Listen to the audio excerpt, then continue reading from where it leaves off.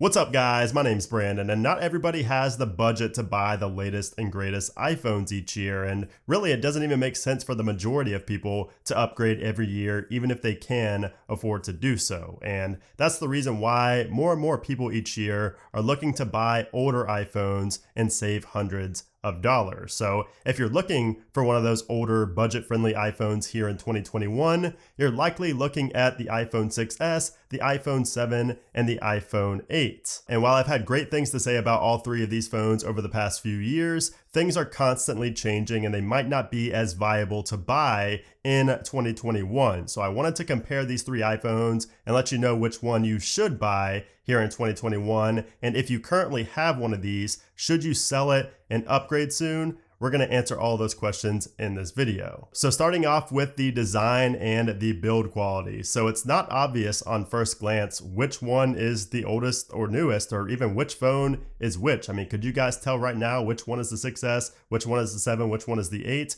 Probably not, because they all have the exact same 4.7-inch Retina HD display. They all have the same chin and the same bezels. They all have that chrome ring around the home button, and they have the exact same looking selfie camera up top. At least on first glance, everything looks exactly the same. But when we flip these over to the back, you can finally tell which phone is which. And the only difference between the 6S and the 7 right here is going to be the antenna bands and the bigger, more modern looking camera setup that you see right there. They both have an aluminum backing and an aluminum frame. However, the big difference in these two is the water resistance. So the iPhone 7 has an IP67 rating for water and dust resistance, whereas the iPhone 6S has no IP rating. And that's a big deal if you take your phone to the beach or to the pool or near the shower, because it's going to be extremely delicate to water and dust, whereas the iPhone 7 is going to be able to withstand more of that. The iPhone 6S also has a headphone jack, where the iPhone 7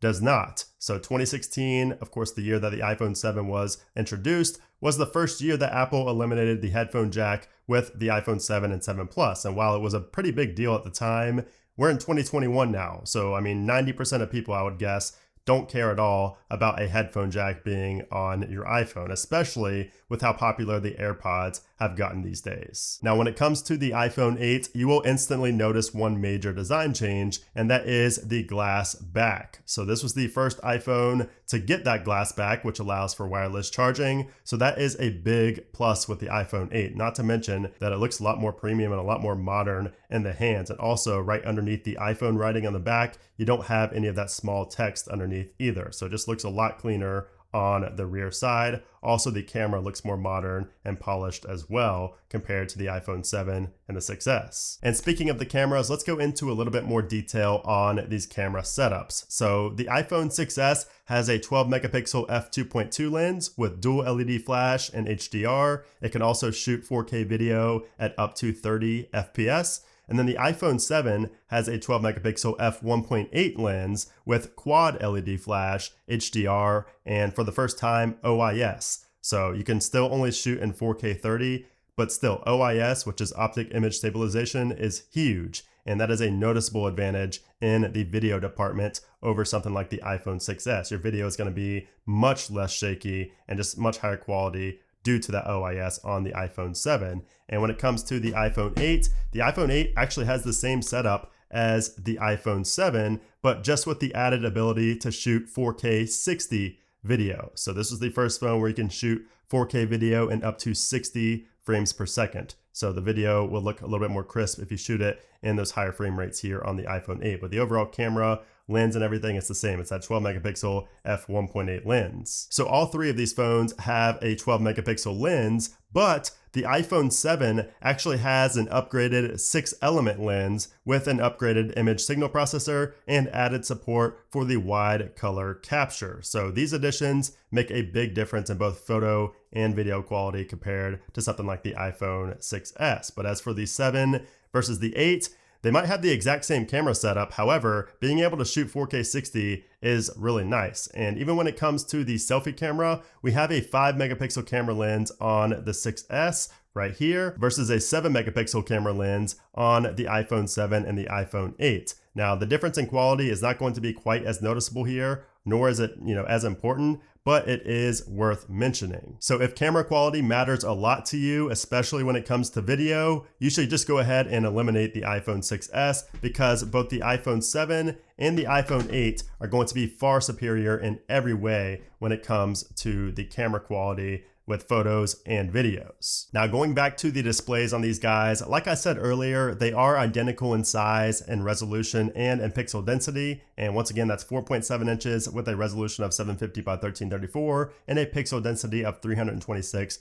pixels per inch. So with that being said, you would think that the 6S would be the way to go since it's the cheapest phone with the same display, right? Well, not exactly, and that's because the iPhone 7 and the iPhone 8 have the P3 wide color gamut, which means that it'll have more realistic color reproduction than the iPhone 6s and that sRGB standard display technology. So these guys also have a brighter display with a max brightness of 625 nits compared to the 550 nits on the iPhone 6s, and this is a pretty big difference. I mean, especially if you live somewhere sunny like me in Florida. Even without it being sunny though, I mean, just the 7 and the 8 have better viewing angles, and you're just gonna notice that the brightness actually makes a difference in your daily day-to-day usage. We also get True Tone on the iPhone 8, something that the iPhone 7 or the iPhone 6s do not have. So if we go to our settings, display and brightness, and then go down under brightness, you will see that we have True Tone. Now, I personally love True Tone. I use it on my main phone.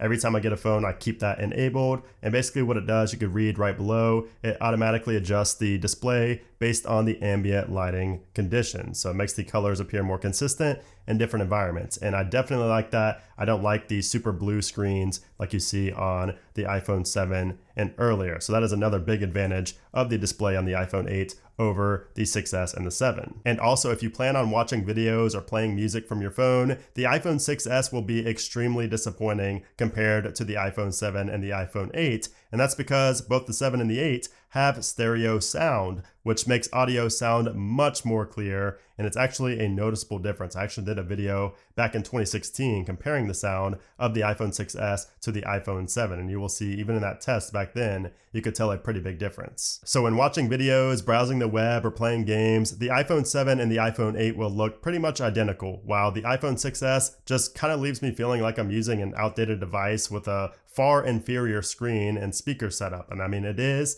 older, it is the oldest of the bunch, so you should, somewhat feel that way in some areas, but it just really shows on the iPhone 6S. So just like I said with the cameras, if you also care a lot about the display, I would almost just eliminate the iPhone 6S from this discussion because it's just not near as good as the 7 or the 8 in my opinion. Now when it comes to performance, this is yet another area where you'll find a notable difference in these three phones. So on the iPhone 6S, we have Apple's A9 chip, and then on the iPhone 7, we have Apple's A10 Fusion chip, and on the iPhone 8, we have Apple's A11 Bionic chip.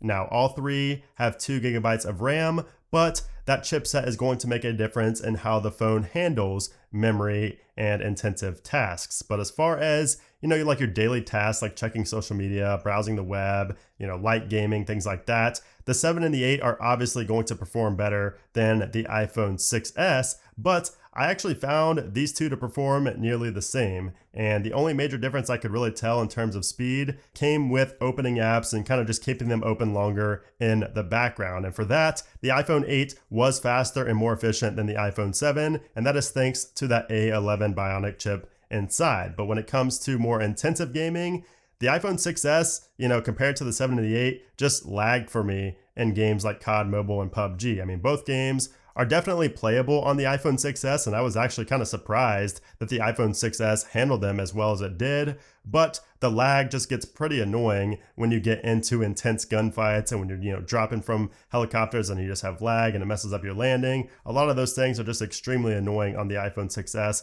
Like I said, it's definitely playable, but for me, I personally had to delete them off my 6S because they took up a lot of space, and I just did not enjoy playing games like that on this phone. But on the iPhone 7 and the iPhone 8, the games still lag occasionally. I mean, gaming is not perfect at all on either of these devices as well, but it was a lot more enjoyable on these phones. I mean, the sound makes a difference as well. That's one thing I was kind of surprised by. I did not expect the sound to actually be a noticeable difference in gaming, but it was. And just overall, I mean, there was a lot less lag, and it just seemed like a more enjoyable experience on these phones. And of course, that's the reason I have them on this phone still. I did not delete them. Now, when it comes to connectivity, I didn't notice any major difference between these three on Wi-Fi or on LTE. I did stick my SIM card in all three of them and just tested it out throughout the day, and they all held up pretty well. But Bluetooth is going to be one area where I had issues with the iPhone 6s. This is one area where I just cannot recommend the iPhone 6s, and that's because this phone still has Bluetooth 4.2, whereas the iPhone 7 and the iPhone 8 both have Bluetooth 5.0. So that could be annoying here in 2021 to only have Bluetooth 4.2 when you likely want to be connecting to multiple devices at the same time, like I can with a Bluetooth 5.0 device. Now, as for software support and life expectancy, I would expect the iPhone 7 and the iPhone 8 to get iOS 15, but I do not think that the iPhone 6s will live to see another update past iOS 14. Unfortunately, I know I have a lot of iPhone 6s users who still watch my videos, and I'm sad to say that I do not think you're going to be getting iOS 15. So that means that if you buy the iPhone 6s here in 2021, you'll be buying a phone that will only last pretty much less than a year at this point, compared to the iPhone 7, which should last at least another 1 to 2 years, and the iPhone 8, which should last another 2 to 3 years at least. So that is definitely something to consider before buying one of these phones here. So now let's discuss the battery life on these three phones. So the iPhone 6s has a 1715 milliamp hour battery, the iPhone 7 has a 1960 milliamp hour battery, and the iPhone 8 has an 1821 milliamp hour battery. And after using these phones for various tasks over the past few months, I found that the iPhone 6s doesn't even really last me halfway through the day before I get that 10% battery alert. And if we go to my battery capacity, you'll see it's not terrible. You can see my battery health is at 86%. Obviously not the greatest. I would prefer to have over 90%, but this is an old phone and I have used it quite a bit. So 86%, and I don't really get through half the day before I get that 10% alert, which is pretty annoying. And I do use my phone a lot, so that's part of the reason. But even compared to something like the iPhone 7 or the iPhone 8, I just get much better battery life on these two. So if we go to my battery health for these two phones, you can see here we have 99% and 98%. So 99 on the iPhone 8, 98 on the iPhone 7. And the battery life on these two was pretty much the same in my usage, both lasting a little over half the day, and not bad battery life, but they do not get me the full day. I did also want to mention that the iPhone 8 can fast charge with a 20-watt power brick, whereas the 6s and the 7 just charge so slow. I mean, even today, right before this video, they charge so much slower than the iPhone 8 because we have fast charging that was first introduced with that glass back iPhone 8. So that is also one thing to keep in mind, especially now since those 20-watt power bricks are a lot more common. Now, of course, you will get better battery life from the plus size model, so the iPhone 6s Plus, iPhone 7 Plus, iPhone 8 Plus, but you will also be paying more for those phones. And speaking of paying more, let's go ahead and discuss the price of these phones here in 2021 and which one you should buy to get the most bang for your buck. Now, of course, none of these phones are being sold new by Apple or probably any other retailer out there. So that means that you will have to go to places like Amazon, eBay, or Facebook Marketplace to pick one of these up used. So, and as you guys know, I do recommend eBay because that's where you will usually find the best deals and the biggest variety of phones as well. So on eBay, you can find the iPhone 8 and 128 gigabytes, which is the pretty much only capacity I would recommend for any of these phones is 128. For $150 to $200, you can find one of these iPhone 8s, as you can see right here. And if you use my guide to buying used iPhones on eBay, you will know exactly what to look for in these listings. And I will leave that link down in the description below because I've never been scammed on eBay using these tips that I share in that video. But anyways, yeah, iPhone 8, 128 gigabytes going for $150 to $200. Now, as for the iPhone 7, these are going for right around $100 to $150, $160. So that is a little bit less than the iPhone 8, but really not a massive difference, not as big of a difference as I expected to see between the 7 and the 8. And the iPhone 6s and 64 gigabytes, and I say 64 because you don't want 16 or 32 here in 2021. The 64 gigabyte iPhone 6s is going for right around $100, which is pretty cheap, but then again, you are also losing out on a lot. So based on how close these three are in price, I mean, we're talking within a $100 difference. That makes the iPhone 8 the best value phone of these three here in 2021. And in my opinion, it's really not that close. I mean, even though the differences in the iPhone 7 and the 8 are minimal, the additional year of software support, the ability to wirelessly charge, and the 4K 60 video make that $100 well worth it, in my opinion. Now, as for the iPhone 6s, I just don't see any reason to get this phone here in 2021. And if you have one right now, I would even strongly consider trading yours in for a newer phone before the prices drop even more later on this year. Even if you just upgrade to like the iPhone 8, you'll only be spending about $100 at most after you sell your iPhone 6s to go to the iPhone 8, and that will be a nice upgrade. But of course, if you have a bigger budget, you can even upgrade to something like the iPhone XR or the iPhone 11, which I do also have videos here on the channel talking about if they're worth it here in 2021. But yeah, guys, that's pretty much it for the iPhone 6s, iPhone 7, and iPhone 8 here in 2021. I hope this video helped you out. If it did, I would appreciate if you gave this video a thumbs up. And if you also want to see more older iPhone comparisons like this, let me know down in a comment below. And of course, make sure you subscribe so you don't miss those videos when they get released. But anyways, guys, thanks again for watching, and I'll see you soon.